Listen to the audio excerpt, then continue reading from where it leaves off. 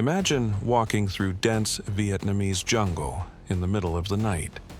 No sound, no radio signals, no tripwires you can feel under your boots. And yet, something out there is tracking you. Not by movement, not by noise, but by the heat of your own body. This was one of the most unsettling low-tech weapons ever used in the Vietnam War.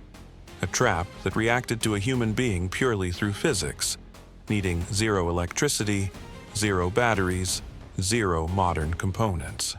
Just bamboo, metal, and a brilliant understanding of how heat behaves in heavy, wet air. Before we break down how it worked, you have to understand the environment it came from. The Vietnam front wasn't just a battlefield, it was a survival maze. Soldiers operated in suffocating humidity, near constant rain, and terrain so dense that electronic equipment failed from moisture within days. Traditional pressure plate traps often jammed, and sound-activated systems were unreliable in the endless background noise of insects, wind, and dripping leaves. So, the trap makers turned to the one signal that remained consistent: human body heat. What they created became one of the simplest and most ingenious heat-seeking devices ever deployed in warfare. At first glance, the device didn't look like a weapon at all. Soldiers who stumbled on it often described it as a strange bundle of bamboo poles and a tin lid, something that could have easily been part of local farming equipment. But hidden inside this harmless-looking frame was a delicate trigger system built around a single idea. Air heated by the human body always rises. The core of the trap was usually made from scavenged materials, a circular tin or can lid acting as a diaphragm, a thin metal coil that amplified sensitive movement, and a bamboo frame that held everything in perfect alignment. When a person approached, even within a few meters, their heat would slightly warm a nearby column of air. That thin current drifted upward, passed through the hollow bamboo guides, and gently pushed the metal diaphragm. The movement was tiny, barely visible, but enough to release a latch connected to the actual payload, often a spring-loaded spike trap, a falling weight, or a connected line triggering a second mechanism deeper in the brush. The brilliance was in its simplicity. No wires to cut, no battery to drain, nothing to corrode in the humidity. It used the jungle itself as a part of its design. Air channels carved by bamboo, heat trapped by vegetation, and the natural convection created by a moving human body.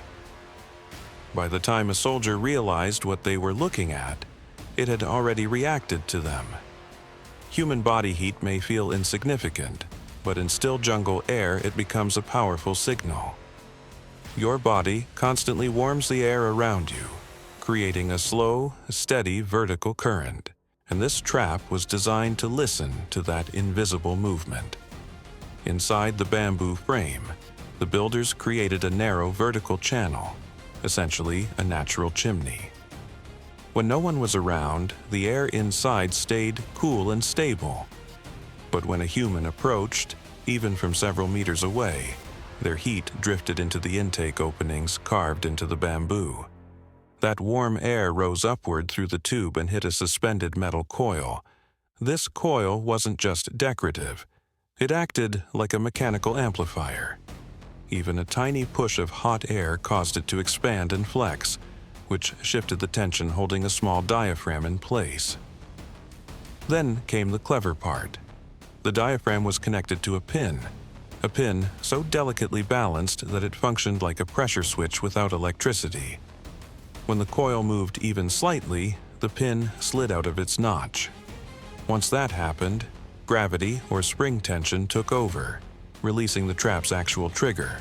What makes this incredible is how the environment enhanced it. Vietnam's humidity made the air heavy, meaning warm air moved more slowly but more predictably. Thick vegetation formed natural wind barriers, reducing random currents. The builders knew this and tuned the trap for maximum sensitivity. In other words, The trap didn't fight the jungle, it partnered with it. To modern eyes, the mechanism may look primitive, but this wasn't just a simple booby trap.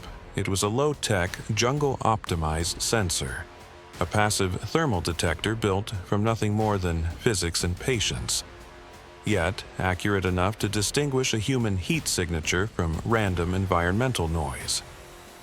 When these heat-triggered traps appeared on the battlefield, most soldiers didn't even realize what they were dealing with. Reports from patrol units described the same unsettling pattern. No tripwire, no noise, no sign of activation. And then the jungle suddenly moved. Many encounters began with a faint metallic click, almost lost in the background noise of insects and dripping leaves. By the time anyone reacted, the trap had already completed its chain reaction. A spike board swinging down from above, a weighted log dropping from a concealed perch, or a secondary snare snapping tight around a leg. What made this terrifying wasn't just the impact, it was the confusion. Soldiers often combed the area afterward, trying to figure out what had triggered the mechanism.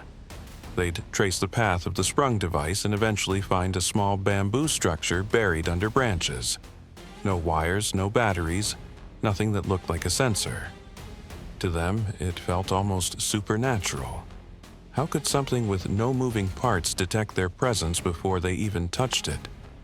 But to the local fighters who built it, the trap wasn't magical. It was reliable. Unlike electronic gear that corroded in humidity or Claymore-style triggers that required careful wiring, this passive heat detector stayed operational for weeks. Rain couldn't short it out. Mud couldn't jam its mechanism. Even partial damage often left the trigger functional. That reliability meant these traps were placed along high-traffic jungle trails, near choke points, or in areas where the heat contrast was highest, like narrow paths between thick vegetation walls. And because the trap reacted to body heat itself, stealth tactics didn't help. Even a silent approach could set it off. For many patrols, it became a symbol of the invisible threats hidden in the jungle. A reminder that the environment itself could turn against them. For all its ingenuity, the heat-triggered trap wasn't perfect. Its greatest strength, extreme sensitivity, was also its biggest vulnerability, because the mechanism relied on stable pockets of still, humid air. Anything that disrupted the airflow could throw it off. Strong crosswinds, sudden rain bursts, or even a fast temperature drop at night sometimes made the trap less responsive. In rare cases, the metal coil absorbed moisture and stiffened, delaying the trigger or making it too sluggish to react. Soldiers who knew what to look for eventually developed countermeasures. Some units used long probing poles to stir the air around suspicious areas before entering them. If the trap existed, that artificial airflow could trigger it safely from a distance. Others relied on smoke grenades, not to mask movement, but to reveal hidden convection currents, watching how the smoke drifted to spot unnatural air channels carved through bamboo. Another method was purely environmental, disturbing the vegetation. Thick leaves could block warm air from entering the trap's intake channels, reducing its effectiveness. Kicking dead foliage into narrow passageways sometimes broke the airflow paths entirely. But even with these strategies, the trap remained unpredictable. Because while you could detect wires or pressure plates, you couldn't see temperature, you couldn't see air currents. And for soldiers deep in enemy territory, that invisibility was the most unnerving part. What made this trap truly remarkable wasn't just its lethality, it was its philosophy. In a war where high-tech equipment often failed under jungle conditions, this device flipped the script. Instead of fighting the environment, it embraced it. Every part of the mechanism was crafted to work with the natural world. Bamboo wasn't just a building material. It was a temperature-stable airflow channel. The metal coil wasn't just a spring.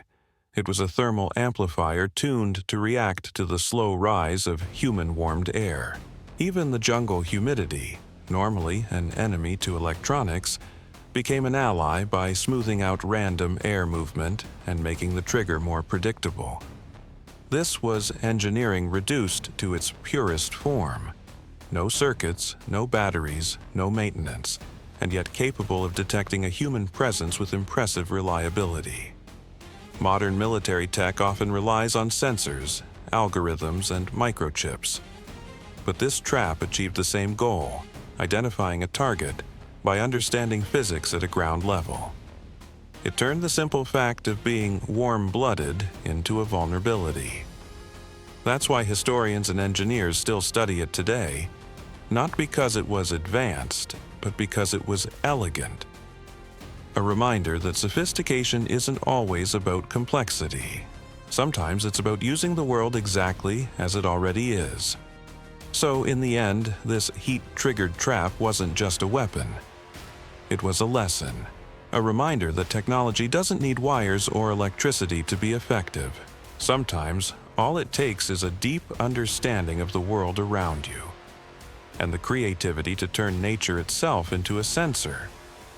It's easy to look at this device today and call it primitive. But for soldiers who walked the narrow jungle paths of Vietnam, it felt anything but. To them, it was invisible, unpredictable, and eerily intelligent, a silent opponent hiding in plain sight. And here's the most fascinating part. This wasn't the only battlefield invention that used the environment in unexpected ways.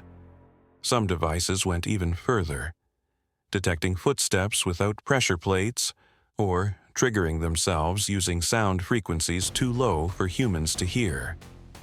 If discoveries like this intrigue you, make sure you're subscribed. Because next, we're diving into a battlefield device even stranger.